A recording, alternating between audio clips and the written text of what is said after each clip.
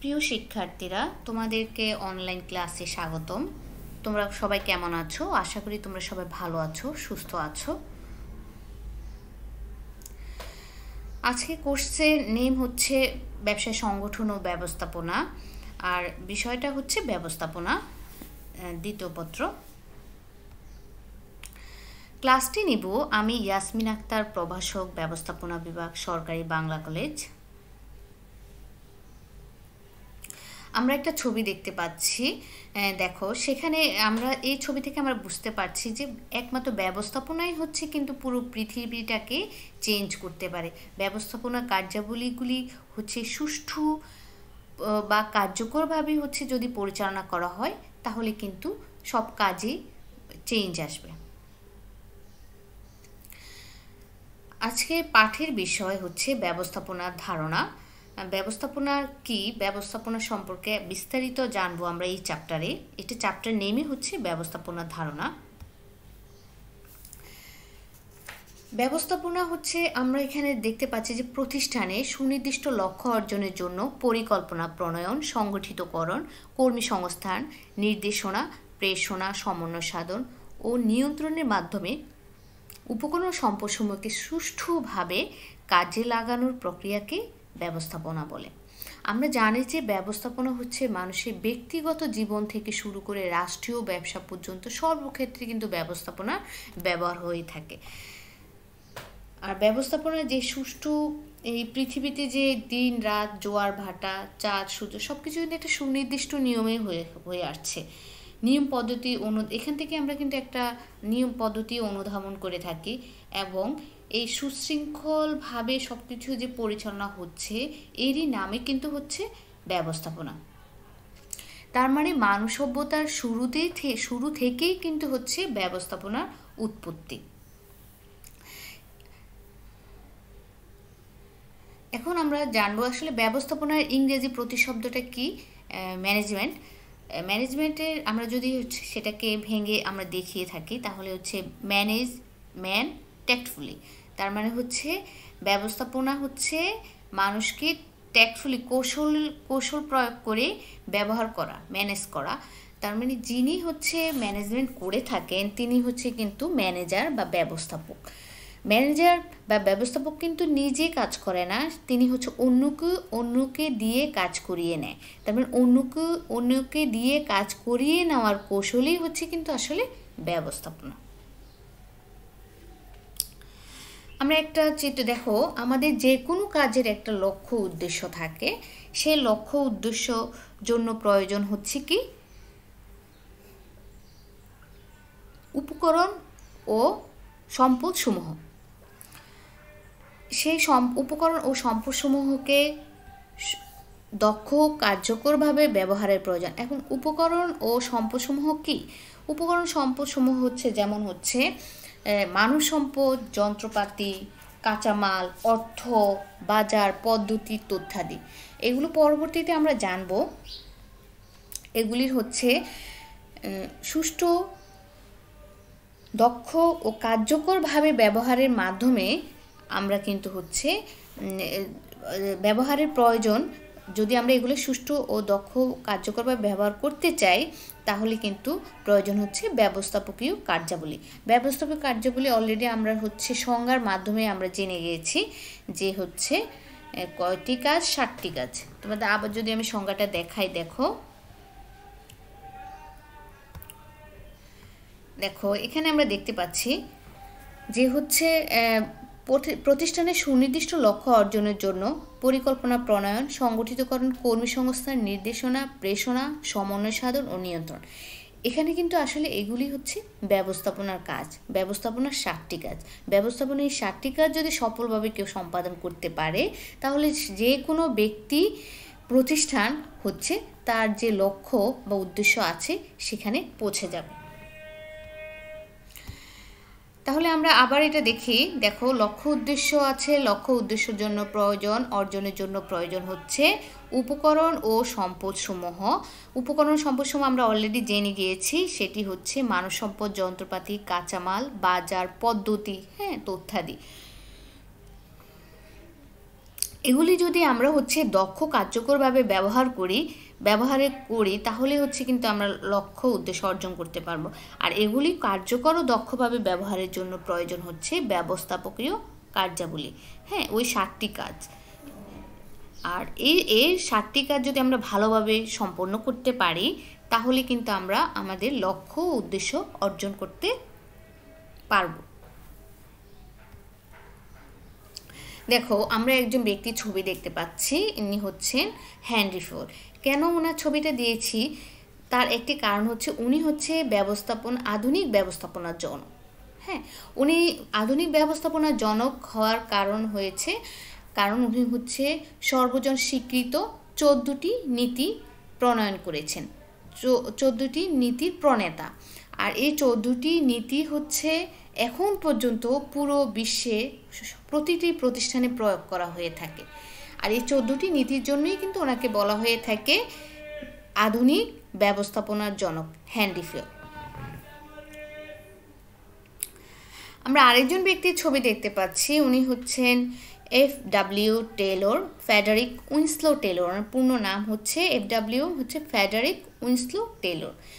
তিনিও হচ্ছেন বৈজ্ঞানিক ব্যবস্থাপনার জনক। তিনি ব্যবস্থাপনায় বিজ্ঞান ভিত্তিকভাবে বিচার বিশ্লেষণ করে কোনো বিষয় সিদ্ধান্ত গ্রহণের একটা বিষয় আছে তিনি প্রথম দেখিয়েছেন। এই জন্য হচ্ছে ওনাকে বলা হয়ে থাকে বৈজ্ঞানিক ব্যবস্থাপনার জনক। আচ্ছা, আমরা এতক্ষণ ব্যবস্থাপনা কি সেটা আমরা দেখেছি, কিন্তু ব্যবস্থাপনার কি বৈশিষ্ট্য সেটা সম্পর্কে আমরা এখন জানব।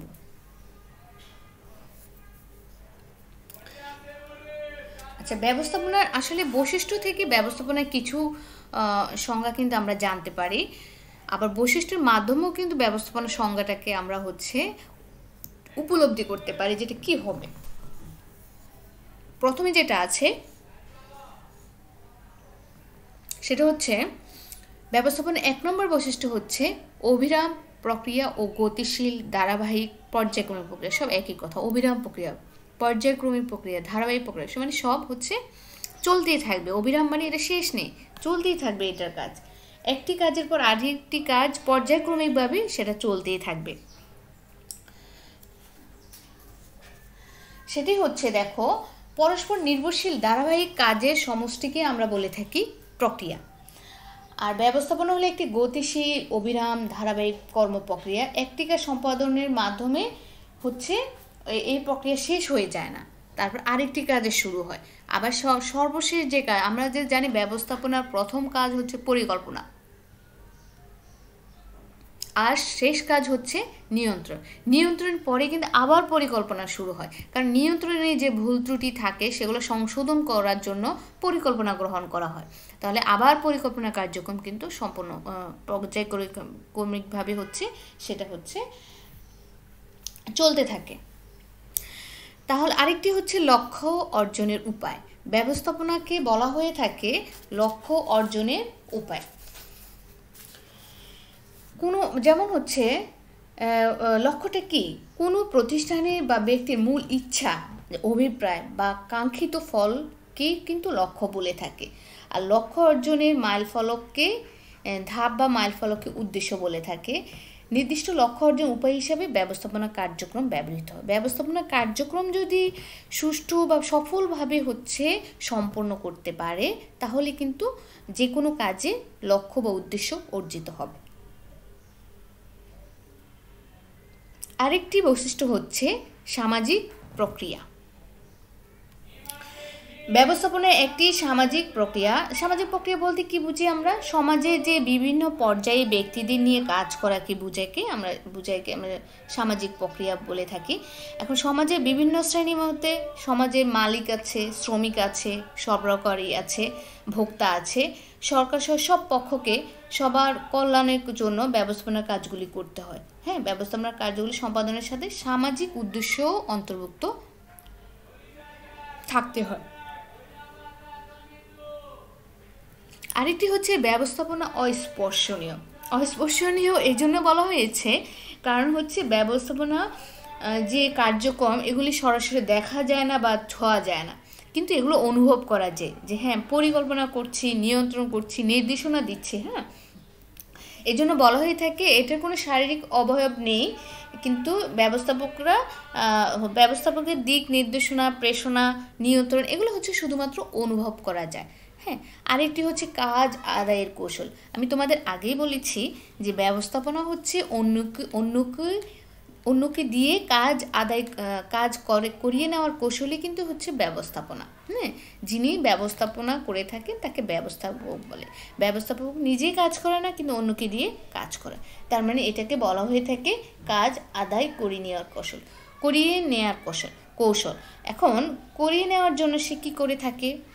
নির্দেশনা দিয়ে থাকে, তারপর প্রেষণা দিয়ে থাকে। হ্যাঁ, তাকে প্রেষণা মানে হচ্ছে কোনো কাজে স্বতঃস্ফূর্তভাবে কোনো কাজ করার ইচ্ছা জাগিয়ে তোলা, সেটাকে প্রেষণা বলে। প্রেষণার আবার কিছু পদ্ধতি আছে কিভাবে প্রেষণা দেওয়া হয়, আমরা এটা পরবর্তীতে জানবো।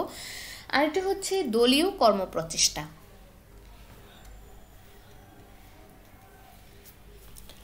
দলীয় কর্মপ্রচেষ্টা এই জন্য বলা হয় একই লক্ষ্য অর্জনে একাধিক ব্যক্তি মিলিত হয়ে কাজ করলে সেটাকে বলা হয়ে থাকে দলীয় কর্মপ্রচেষ্টা। এই জন্য ব্যবস্থাপনার যে কাজগুলি হয়ে থাকে সেগুলো হচ্ছে দলের কোনো একজনের ব্যর্থতা প্রতিষ্ঠান লক্ষ্য অর্জনে বাধাগ্রস্ত হতে পারে। এই জন্য দলের সবাইকে হচ্ছে একত্রে কাজ করতে হবে। ব্যবস্থাপনার সবগুলি কাজ লক্ষ্য উদ্দেশ্য অর্জনের জন্য ব্যবস্থাপনার কাজগুলি সফলভাবে হচ্ছে ব্যবস্থাপনার কাজের সফলতার জন্যই হচ্ছে দলীয়ভাবে কাজ করতে হবে। আরেকটা হচ্ছে অর্থনৈতিক সম্পদ। উৎপাদনের কাজে যেগুলি ব্যবহৃত হয়, যার আর্থিক মূল্য আছে, হ্যাঁ, হচ্ছে সেগুলি কিন্তু হচ্ছে অর্থনৈতিক সম্পদ। এখন অর্থনৈতিক সম্পদ যেমন হচ্ছে ভূমি, মানব সম্পদ, পুঁজি, এগুলো কিন্তু হচ্ছে অর্থনৈতিক সম্পদ। এখন অন্য সব উপকরণ সঠিক মাত্রা যদি থাকার পরেও যদি হচ্ছে অদক্ষ ব্যবস্থাপনার কারণে প্রতিষ্ঠান লক্ষ্য অর্জন করতে পারে না, অনেক ভালো যন্ত্রপাতি আছে, অনেক ভালো মেটেরিয়ালস মানে কাঁচামাল আছে, কিন্তু হচ্ছে দক্ষ মানব সম্পদ নেই, তাহলে কিন্তু প্রতিষ্ঠান তার লক্ষ্য অর্জন করতে পারবে না। আরেকটা হচ্ছে সর্বজনীনতা হচ্ছে সব সময় সব ক্ষেত্রে প্রয়োগযোগ্য গ্রহণযোগ্য বিষয়কে কিন্তু সর্বজনীনতা বলে। হ্যাঁ,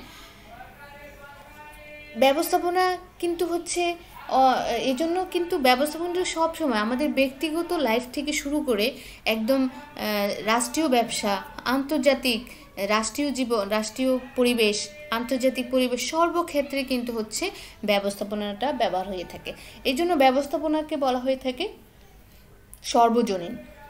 আর এই জন্য বলা হয়ে থাকে কারণ এটা সব ক্ষেত্রে প্রয়োগযোগ্য এবং গ্রহণযোগ্য। এখনও ব্যবস্থাপনা চলছে, যে বিষয় থেকে পড়াশোনা করুক তাকে কিন্তু ব্যবস্থাপনা করতে হবে। ব্যবস্থাপনা না করলে কিন্তু সবাই কিন্তু আমরা ব্যবস্থাপনায় যারা পড়ে থাকি তারাও ব্যবস্থাপনা করি। যে কোর্সে পড়ে থাকুক, যে যাই করুক, যিনি হচ্ছে বাসায় হোম মেকার, হ্যাঁ, তিনিও কিন্তু হচ্ছে ব্যবস্থাপনা করে থাকেন। হ্যাঁ, এভরিবডি হচ্ছে আমরা ব্যবস্থাপনার কাজে অন্তর্ভুক্ত। তাহলে এখানে আমরা একটা বলে থাকি যে সরকারি, বেসরকারি, ব্যবসায়িক প্রতিষ্ঠান, শিক্ষা প্রতিষ্ঠান, হাসপাতাল, সেবাদান সব ক্ষেত্রে কিন্তু হচ্ছে ব্যবস্থাপনা দেখা যায়। এজন্য ব্যবস্থাপনাকে কিন্তু সর্বজনীন বলা হয়ে থাকে। আর এটা হচ্ছে বিজ্ঞান ও কলা। যেমন আমরা হচ্ছে বৈজ্ঞানিক ব্যবস্থাপনার জনক F.W. টেইলরের কথা আমরা শুনেছি, আমরা অলরেডি ক্লাসে জেনেছি বৈজ্ঞানিক।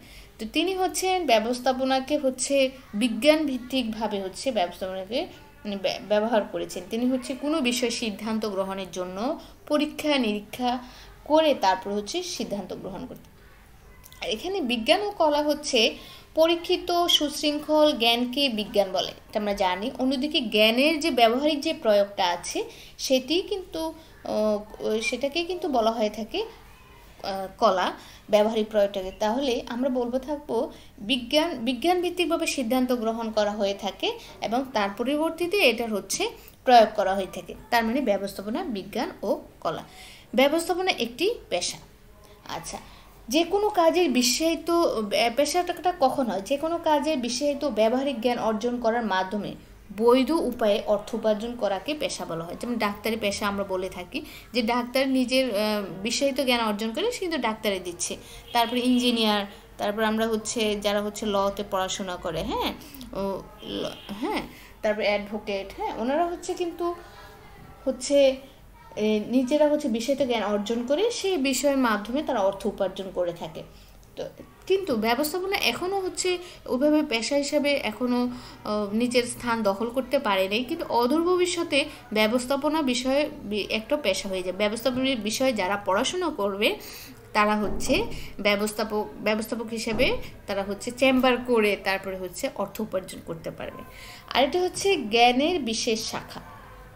ব্যবস্থাপনা সংক্রান্ত যে প্রাতিষ্ঠানিক জ্ঞান ছাড়াও দক্ষতার সঙ্গে ব্যবস্থাপকীয় কাজ পরিচালনা করা কঠিন হয়। হ্যাঁ, তাহলে পরিবর্তনশীল প্রতিযোগিতাপূর্ণ ব্যবসা জগতে ব্যবস্থাপনা যে নতুন নতুন কৌশল প্রয়োগ করা হচ্ছে, হ্যাঁ, ব্যবস্থাপনা কিন্তু অদূর ভবিষ্যতে কার্যক্রম হচ্ছে। জ্ঞানের বিশেষ শাখায় ব্যবস্থাপনা বর্তমানে সর্বত্র স্বীকৃতি পাচ্ছে। আলাদা কিন্তু ব্যবস্থাপনার বিষয়েই কিন্তু হচ্ছে কোর্স দেওয়া হচ্ছে, সাবজেক্ট করা হচ্ছে, তার মানে এটা জ্ঞানের বিশেষ শাখা হিসেবে সর্বত্র এখন স্বীকৃতি পাচ্ছে। আরেকটা হচ্ছে আমরা আগে বলেছি যে এখানে মানুষ ব্যবস্থাপনার উপকরণ সম্পদসমূহ, যে উপকরণগুলা হচ্ছে সফলভাবে ব্যবহার করে যে কোনো লক্ষ্য উদ্দেশ্য অর্জন করা যায়, সেগুলি সম্পর্কে আমরা জানবো। সেগুলি হচ্ছে উপকরণ ও সম্পদ সমূহ।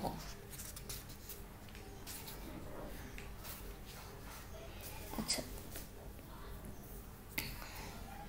তাহলে দেখো, কিন্তু আমরা এখানে আরেকজনের দেখতে পাচ্ছি জর্জ রবার্ট ও Terry and Stephen G Franklin ব্যবস্থাপনার উপকরণগুলোকে আবার 6M হিসাবে আখ্যায়িত করেছেন। তিনি হচ্ছে অবশ্যই ইনফরমেশনটাকে অ্যাড করেন, কিন্তু বর্তমান বিশ্বে কিন্তু ইনফরমেশন খুবই গুরুত্বপূর্ণ, তাই আমরা ইনফরমেশনও এখানে অ্যাড করে নিব। তাহলে হচ্ছে প্রথম যে উপকরণটা আমরা দেখছি সেটি হচ্ছে মানব সম্পদ। হ্যাঁ, এখন মানব সম্পদ হচ্ছে সবচেয়ে বেশি গুরুত্বপূর্ণ। যদি সব উপকরণ সঠিকভাবে থাকে, খুব ভালোভাবে থাকে, কিন্তু অদক্ষ মানব সম্পদ দ্বারা যদি ব্যবস্থাপনা করা হয় তাহলে প্রতিষ্ঠান বা সে তার লক্ষ্যে অর্জন করতে পারবে না। আরেকটি হচ্ছে যন্ত্রপাতি। যন্ত্রপাতি হচ্ছে পণ্যদ্রব্য সেবা কর্মপত্র মৌলিক যন্ত্রপাতি ও হাতিয়ার। এখন যন্ত্রপাতি হচ্ছে সঠিক যন্ত্রপাতির মাধ্যমে আসলে যে কোনো কাজ সম্পাদন করা হয়। এখন যন্ত্রপাতির সাহায্যে প্রতিষ্ঠান গতিশীল ধারাবাহিকতা বজায় রাখা যায়। যন্ত্রপাতিও হচ্ছে সঠিকভাবে ব্যবস্থাপনা করতে হবে। আর এটা হচ্ছে কাঁচামাল। কাঁচামালটা হচ্ছে উৎপাদন ও বিক্রি কাজে ব্যবহৃত হচ্ছে কাঁচামাল প্রস্তুত পণ্যকে মালামাল বলা হয়ে থাকে এটাকে। আর কাঁচামালের সাহায্যে প্রতিষ্ঠান পণ্যদ্রব্য উৎপাদন করে তা বিক্রির জন্য প্রচেষ্টা চালানো হয়। আর একটা হচ্ছে অর্থকে ব্যবসায় প্রাণ বলা হয়ে থাকে। আর ব্যবসা পরিচালনার জন্য সবচেয়ে যেটা বেশি প্রয়োজন অর্থ। আর প্রতিষ্ঠানের সব কাজে যদি অর্থ না থাকে তাহলে প্রতিষ্ঠানের সব কাজ কিন্তু অচল। এজন্য হচ্ছে আসলে ব্যবসায় অর্থকে ব্যবসায় প্রাণ বলা হয়ে থাকে। আর এটি হচ্ছে বাজার। বাজার হচ্ছে আসলে একটা নির্দিষ্ট স্থান যেখানে পণ্য কেনা বেচা করা হয়ে থাকে। উৎপাদিত পণ্য দ্রব্যাদি ক্রেতা বা সরবরাহের দৃষ্টিগোচর করার জন্য বাজার উৎপত্তি। নাহলে কিন্তু যে যার উৎপাদন প্রতিষ্ঠানে যদি পণ্য উৎপাদন করে রেখে দেয় তাহলে কিন্তু হচ্ছে বা কেউ চিনবে না, কেউ জানবে না, তো সেই জন্য বাজারের উৎপত্তি। আর হচ্ছে পদ্ধতি। প্রাতিষ্ঠানিক কাজ হচ্ছে ব্যবহৃত নির্দিষ্ট কার্যক্রমকে কিন্তু পদ্ধতি বলে। আর ব্যবস্থাপনার কাজ সম্পাদনের একাধিক বিকল্প পদ্ধতির চেয়ে সবচেয়ে ভালো পদ্ধতি উৎপাদন করা হয়ে থাকে। আর হচ্ছে ইনফরমেশন। বর্তমান প্রতিষ্ঠানগুলো তথ্য সম্পদের ব্যবহার ছাড়া চলতেই পারে না। এখন ইনফরমেশনের মাধ্যমে সিদ্ধান্ত গ্রহণ হয়ে থাকে। ইনফরমেশন যদি না থাকে তাহলে সে প্রতিযোগিতাপূর্ণ পরিবেশে টিকে থাকতে পারবে না।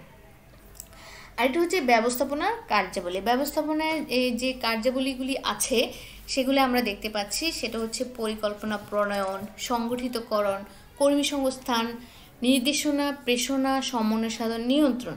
হ্যাঁ, এখন দেখো ব্যবস্থাপনার যদি আমরা কার্যাবলীগুলো প্রতিষ্ঠানের যে পরিচালনার ক্ষেত্রে যে সম্পদ উপকরণগুলি কার্যকর ব্যবহারের লক্ষ্যে যেসব কাজ করতে হয়, কোন সব কাজ, এই যে 7টি কাজ, এসব যেসব কাজ করতে হয় সেগুলি সমষ্টিকে ব্যবস্থাপনা কার্যাবলী বলা হয়ে থাকে। ব্যবস্থাপনা কার্যাবলী কিন্তু অনেক হচ্ছে ব্যবস্থাপনাবিদ হচ্ছে ব্যবস্থাপনা কার্যাবলী যে বিষয়ে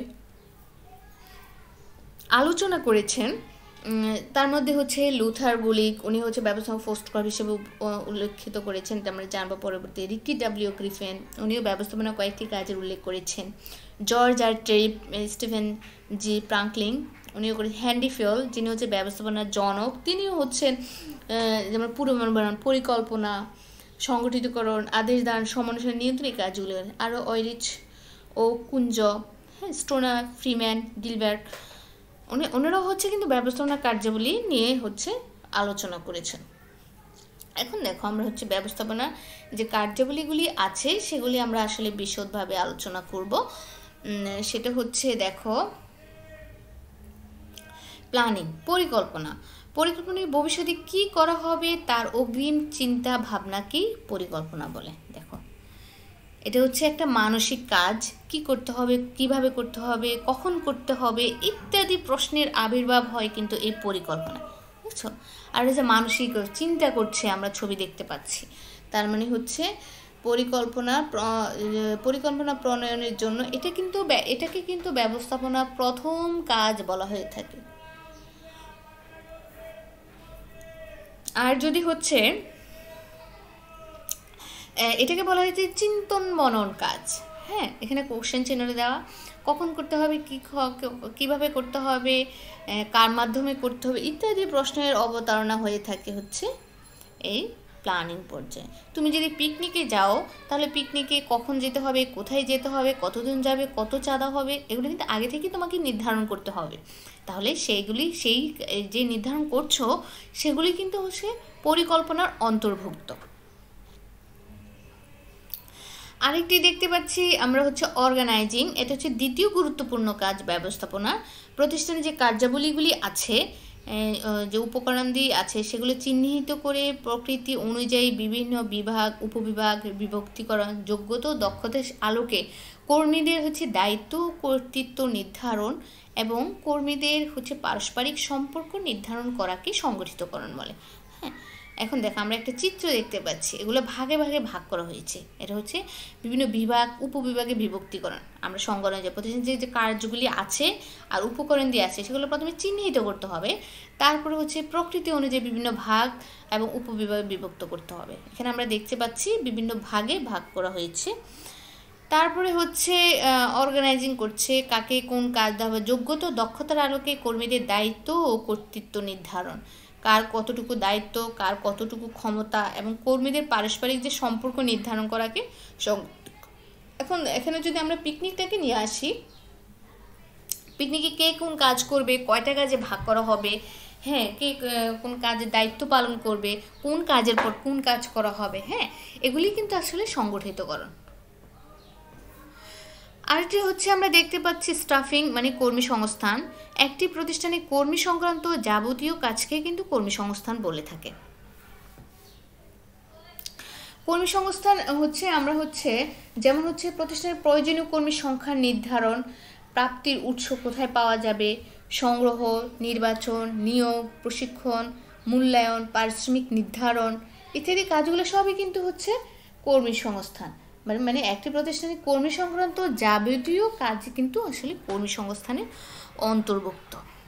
আর এখানে আমরা একটা ছবি দেখছি, দেখো মাথা তুলে নিচ্ছে। মাথা তুলে নেওয়াটা মানে হচ্ছে অনেক মানুষ হচ্ছে চাকরির পরীক্ষা দিয়ে থাকে, তাহলে রিকোয়ারমেন্ট অনুযায়ী যিনি যোগ্য এবং দক্ষ তাকে কিন্তু তুলে নেওয়া হয়, সেটাও কিন্তু কর্মী সংস্থানের অন্তর্ভুক্ত। আবার আরেকটা চিত্র দেখতে পাচ্ছি, এখানে প্রশিক্ষণ দেওয়া আছে, তাহলে কর্মীদের প্রশিক্ষণ দেওয়া কিন্তু কর্মী সংস্থা অন্তর্ভুক্ত। আমি মাঝে মাঝে আমাদের কলেজে দেখি যে সিবি বক্স, হ্যাঁ, তো ওরা মনে করে যে এখানে তাদের রিকোয়ারমেন্ট অনুযায়ী যোগ্য দক্ষ কর্মী তারা পাবে, এই জন্য হচ্ছে তারা এখানে সিবি বক্সটা দিয়ে থাকে। তাহলে প্রাপ্তির উৎস, যেমন ঢাকা ইউনিভার্সিটি বিভিন্ন হচ্ছে প্রতিষ্ঠানে হচ্ছে ওরা হচ্ছে সিবি দিয়ে থাকে, সিবি ড্রপ ইউর সিবি, হ্যাঁ, এরকম বক্স দিয়ে রাখে। তাহলে এগুলো হচ্ছে প্রাপ্তির উৎস, এগুলোও কিন্তু হচ্ছে কর্মী সংস্থানের অন্তর্ভুক্ত। আরেকটি হচ্ছে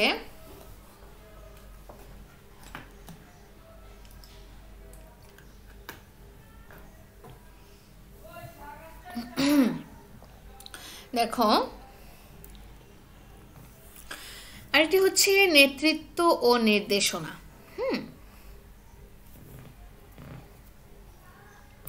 আমরা এখানে দেখতে পাচ্ছি হচ্ছে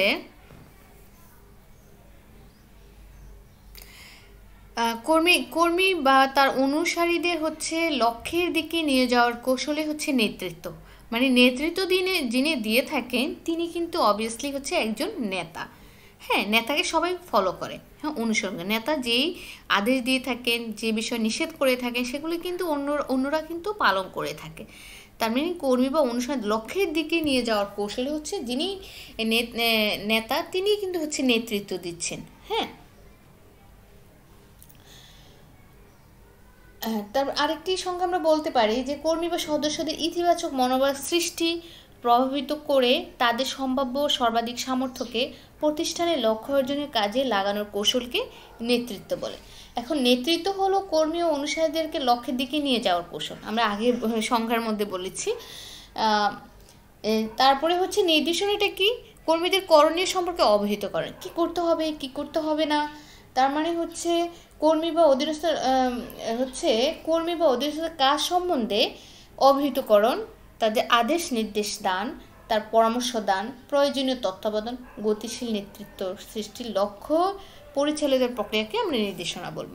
এখন আমরা যদি পিকনিকের কথা বলি, তাহলে দেখো, তাহলে পিকনিকে কিন্তু একজন কিন্তু নেতৃত্ব দিয়ে থাকে, কোন কাজ কে করবে তাকে নির্দেশ, এই কাজ করা যাবে না, এদিকে যাওয়া যাবে না। কিন্তু এই যে তোমরা যদি স্কুলে যদি পিকনিকে যেয়ে থাকো, তাহলে কিন্তু তোমাদের শিক্ষকরা কিন্তু নেতার ভূমিকায় কাজ করেছেন, তোমাদেরকে নির্দেশনা দিয়েছেন। আরেকটি হচ্ছে প্রেরণা, কর্মীদের কাজের প্রতি অনুপ্রাণিত বা উৎসাহিত করার প্রক্রিয়াই হলো প্রেরণা। এখন প্রেরণা হচ্ছে যে উপায়ে বা প্রক্রিয়ায় নির্বাহীগণ আমরা উপায়, এখন কি উপায় হচ্ছে দুটো উপায় আছে, একটা হচ্ছে আর্থিক, আরেকটা হচ্ছে অনার্থিক। হ্যাঁ, আর্থিক উপায়ে এখানে প্রথমে একটা ছবিতে দেখতে পাচ্ছি যে কয়েকজনের মধ্যে একজন খুব লাফিয়ে উঠছে, তার মানে তিনি হচ্ছে উৎসাহিত অনুপ্রাণিত কর্মী। হ্যাঁ, যিনি উৎসাহিত। প্রেরণা দেওয়ার আরেকটি কাজ হচ্ছে গুরুত্ব হচ্ছে কর্মীদের যে একদম পরিপূর্ণ যে কর্মশক্তি আছে তার পরিপূর্ণ সদ্ব্যবহার করা জন্যই কিন্তু প্রেরণা দেওয়া হয়।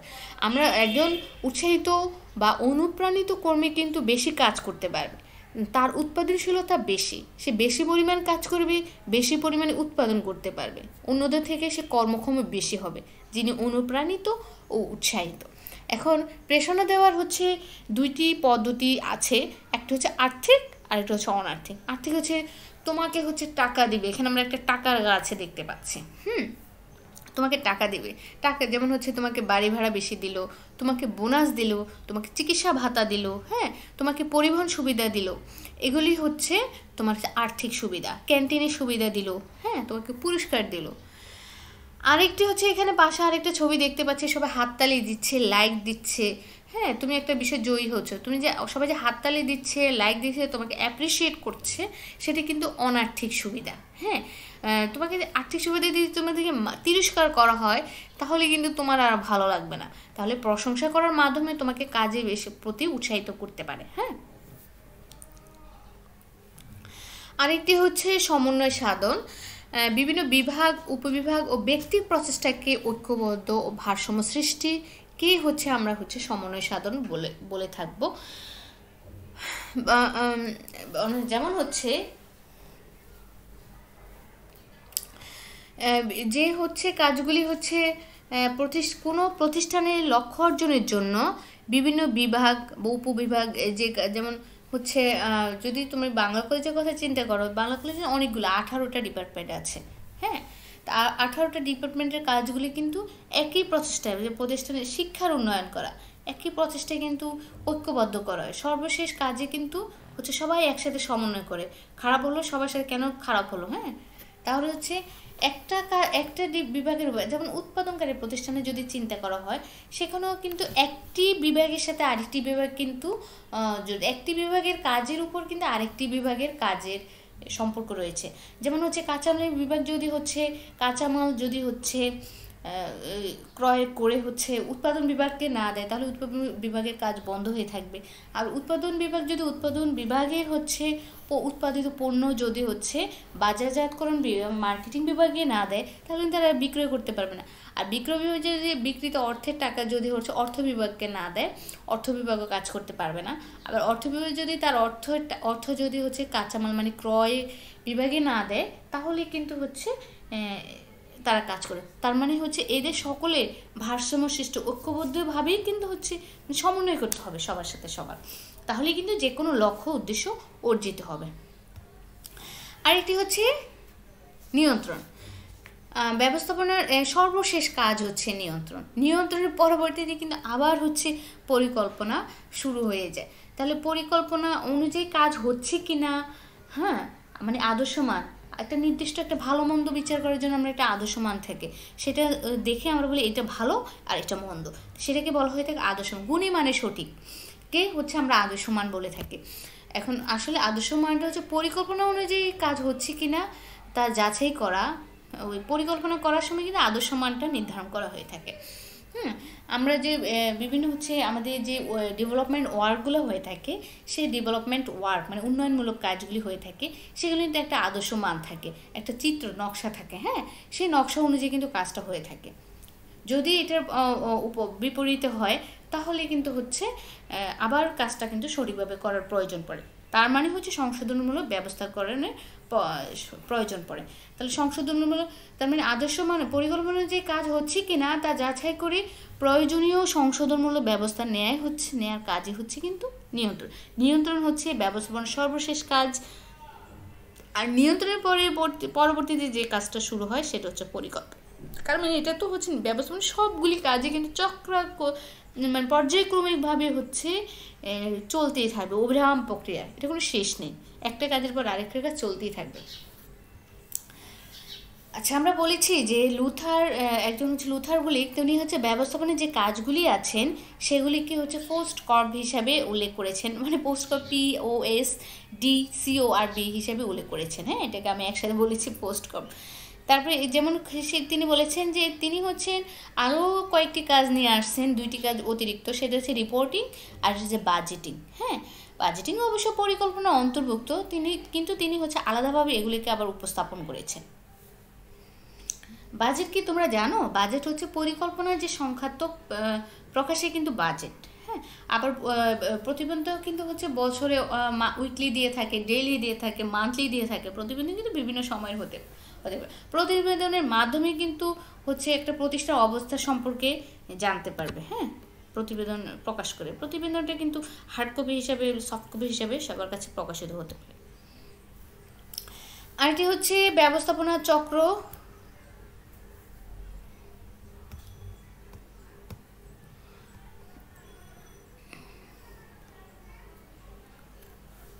আচ্ছা, আমরা বলেছি ব্যবস্থাপনার যে কাজগুলি আছে সেগুলি কিন্তু হচ্ছে চক্রাকারে আবর্তিত হয়ে থাকে। হ্যাঁ, তাহলে মানে এটাকে আমরা বলবো ব্যবস্থাপনার চক্র। ব্যবস্থাপনার এই যে 7টি কাজগুলি আছে একটির পর একটি, তোমাদের প্রশ্ন থাকতে পারে ব্যবস্থাপনার চক্র কি? মানে ব্যবস্থাপনার যে মৌলিক কাজগুলি আছে সেগুলি চক্রাকারে আবর্তিত হওয়াকে ব্যবস্থাপনা চক্র বলে।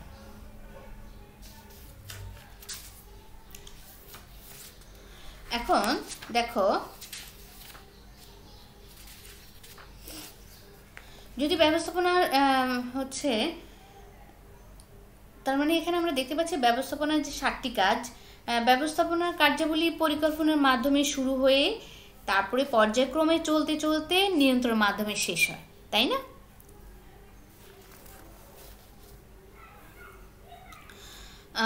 যদি হচ্ছে এখানে ব্যবস্থাপনা যদি বলো চক্র বলতে কি, চক্র বলতে কোনো কিছু ধারাবাহিক আবর্তনকে চক্র বলে থাকে। আর ব্যবস্থাপককে যেসব মৌলিক কাজ সম্পাদন করতে হয় সেগুলি ধারাবাহিকভাবে চলতে। আর যদি বলে চক্র কি, চক্র হচ্ছে কোনো কিছু ধারাবাহিক আবর্তনকে বোঝায় হচ্ছে চক্র। আর ব্যবস্থাপনার কাজ কি? ব্যবস্থাপনার কাজগুলি হচ্ছে পরিকল্পনা, বনায়ন, সংগঠিতকরণ, নির্দেশনা, প্রেষণা, সমন্বয় সাধন ও নিয়ন্ত্রণ। আর ব্যবস্থাপনার কাজগুলি হচ্ছে ব্যবস্থাপনার কার্যাবলী পরিকল্পনার মাধ্যমে শুরু হয়। আমরা প্রথমে দেখতে পরিকল্পনার মাধ্যমে শুরু হয়, তারপরে পর্যায়ক্রমিকভাবে চলতে চলতে নিয়ন্ত্রণের মাধ্যমে শেষ হয়। আর পুনরায় পরিকল্পনার মাধ্যমে শুরু হয়ে ধারাবাহিকভাবে চলতে থাকে, আবার শুরু হয়ে যায় পরিকল্পনার মাধ্যমে। এগুলিকে ব্যবস্থাপনা কার্যাবলী ব্যবস্থাপনা চক্র বলে থাকে। এই জন্য ব্যবস্থাপনা কার্যাবলীকে ব্যবস্থাপনা চক্র বলে থাকে। মানে সবগুলো তোমাদের এরকম প্রশ্ন হতে পারে, পরিকল্পনার পরে হচ্ছে সংগঠিতকরণ থাকলো না, এখানে কোশ্চেন চিহ্ন থাকবে, তখন বলবে পরিকল্পনার পরে কোন কাজটি, তখন তোমাদেরকে অ্যান্সার করতে হবে সংগঠিতকরণ। তার মানে এইভাবেই থাকবে, পরিকল্পনাও নাও থাকতে পারে। আবার প্রশ্ন থাকতে পারে যে ব্যবস্থাপনার প্রথম কাজ কি, পরিকল্পনা। ব্যবস্থাপনার শেষ কাজ কি, নিয়ন্ত্রণ। নিয়ন্ত্রণের পরে কোন কাজটি শুরু হয়, পরিকল্পনা। এটা যে প্রেরণা কি, প্রেরণা হচ্ছে কোনো কাজে কর্মীদের উৎসাহিত ও অনুপ্রাণিত করার প্রক্রিয়াকে প্রেরণা বলে থাকে। প্রেরণা দুইভাবে দেওয়া হয়ে থাকে, একটি হচ্ছে আর্থিক, আরেকটি হচ্ছে অনার্থিক। আর্থিক হচ্ছে যে টাকার মাধ্যমে যেখানে আর্থিক বিষয়গুলি আছে, হ্যাঁ, টাকা প্রদান করা, আর্থিক সুবিধা যদি পাওয়া যায় সেটা আর্থিক, আর যেখানে আর্থিক সুবিধা যদি পাওয়া যায় না সেটা অনার্থিক।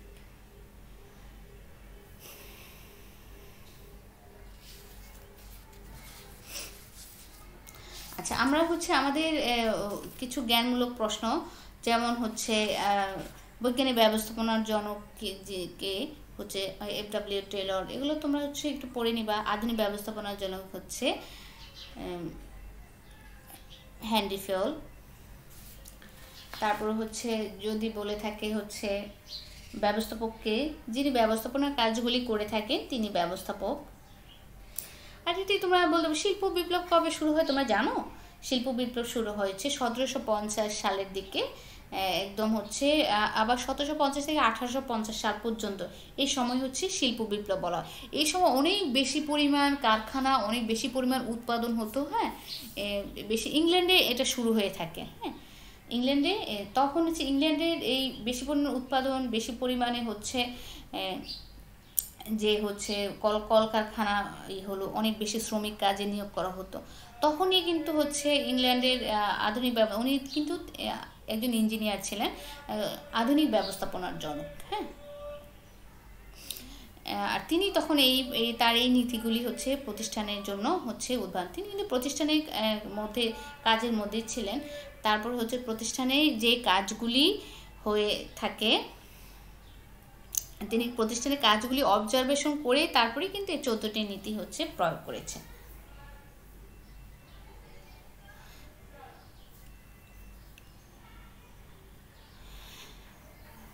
আরেকটি হচ্ছে তোমাদের আমি বলে থাকি, হেনরি ফিয়ল যিনি আছেন উনিও কিন্তু ব্যবস্থাপনার, যদি বলে থাকি হেনরি ফিয়ল ব্যবস্থাপনার কয়টি কাজে উল্লেখ করেছেন, আমরা বলব 5টি কাজ।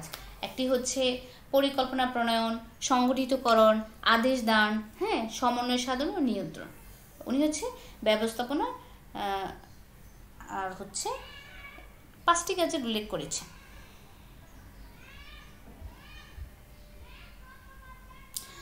আরেকটি হচ্ছে তোমাদের হেনরি ফিয়ল বানানটা কিন্তু তোমরা একটু দেখবে একই জায়গায়, আমি যেটা লিখেছি সেটাই কিন্তু সঠিক।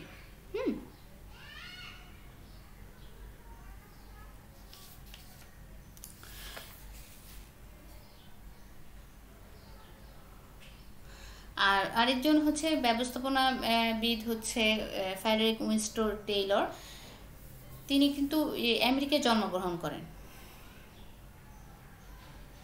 আমরা আরও অনেক ব্যবস্থাপনাবিদ সম্পর্কে জানব ধীরে ধীরে। যদি বলে থাকি 6M এর পূর্ণরূপ কি, সেটি হচ্ছে ম্যান, মেশিন, ম্যাটেরিয়ালস, মানি, মার্কেট, মেথড। হ্যাঁ, এভাবে পূর্ণরূপ হিসাবে তোমরা লিখে দিবে।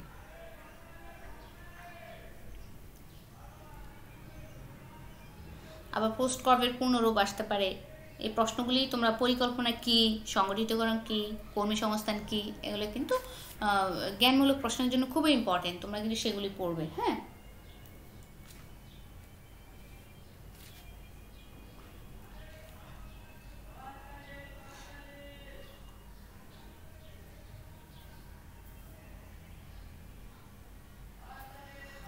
তারপরে হচ্ছে তাহলে হচ্ছে দেখো, শিক্ষার্থীরা তোমরা হচ্ছে সবাই ভালো থাকো, সুস্থ থাকো, নিরাপদে থাকো।